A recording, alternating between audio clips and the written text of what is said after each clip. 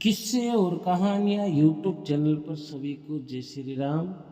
आज हम आपको अकलमंद हंस के बारे में कहानी सुनाएंगे। तो सभी लाइक करिएगा, कमेंट करिएगा। अकलमंद हंस की कहानी। एक बहुत बड़ा विशाल पेड़ था। उस पेड़ पर खूब सारे हंस रहते थे। उनमें एक बहुत साइना हंस था, बुद्धिमान और बहुत दूरदेशी।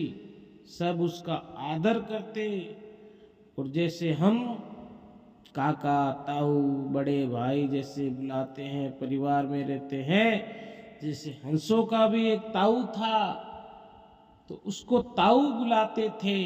एक दिन उसने एक नन्ही सी बेल को पेड़ के तने पर बहुत नीचे लिपटते पाया तो ताऊ ने दूसरे हंसों को बुलाकर कहा, देखो इस बेल को नष्ट कर दो। एक दिन ये बेल हमको सबको मौत के मुंह में ले जाएगी। एक युवा हंस हंसते हुए बोला, ताऊ ये छोटी सी बेल है, कैसे मौत के मुंह में ले जाएगी।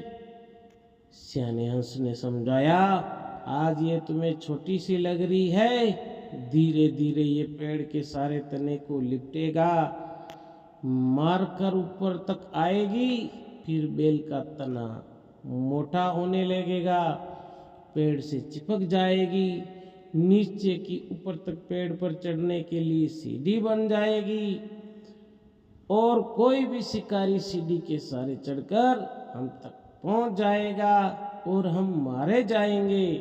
दूसरे हंस को यकीन नहीं आया, छोटी सी बेल कैसे सीढ़ी बनेगी। तीसरा हंस बोला, ताऊ तू तो एक छोटी सी बेल को खींचकर ज्यादा ही लंबा कर रहा है। एक हंस बड़बड़ाया, ये ताऊ अपनी अकल का रोप डालने के लिए अनसंट कहानी बना रहा है। इस प्रकार किसी दूसरे हंस ने ताऊ की बात को गंभीरता से नहीं लिया। इतनी दूर तक देख पाने की उनमें अकल कहाँ थी। समय बीतता रहा, बेल लिपटते लिपटते ऊपर शाखाओं तक पहुंच गई। बेल का तना मोटा होना शुरू हुआ और सचमुच ही पेड़ के तन पर सीढ़ी बन गई जिस पर आसानी से चढ़ा जा सकता। सबको ताऊ की बात की सच्चाई का सामने नजर आने लगी, पर अब कुछ नहीं किया जा सकता क्योंकि बेल इतनी मजबूत हो गई थी कि उसे नष्ट करना हंसों के बस की बात नहीं थी।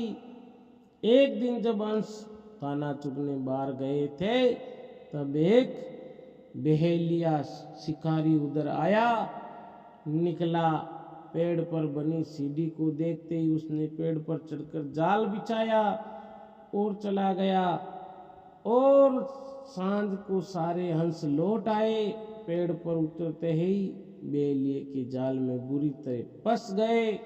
जब वे जाल में फंस गए और फड़फड़ाने लगे तब उन्हें ताऊ की बुद्धिमानी और दूरदर्शिता का पता लगा। सब ताऊ की बात ने मानने के लिए लज्जित थे और अपने आप को कोस रहे थे। ताऊ सबसे रुष्ट था और चुप बैठा था।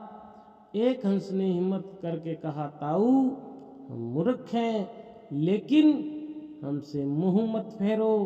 दूसरा हंस बोला, इस संकट से निकलने की तरकीब तू ही हमें बता सकता है, आगे हम तेरी कोई बात नहीं टालेंगे। सभी ने हाँ भी भरी। तब ताऊ ने उन्हें बताया, मेरी बात ध्यान से सुनना। सुबह जब शिकारी बेलिया आएगा तब मुर्दा होने का नाटक करना।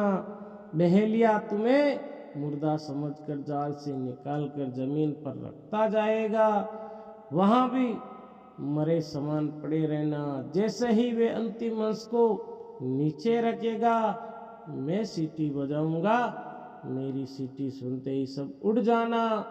सुबह बेलिया आया, हंसों ने वैसा ही किया जैसा ताऊ ने समझाया था। सचमुच बेलिया हंसों को मुर्दों को समझकर जमीन पर पटकता गया कि सीटी की आवाज के साथ सारे हंस उड़ गए। बहेलिया अवक होकर देखता रह गया कि सीख यही है कहानी की, बुद्धिमानों की सलाह गंभीरता से लेनी चाहिए।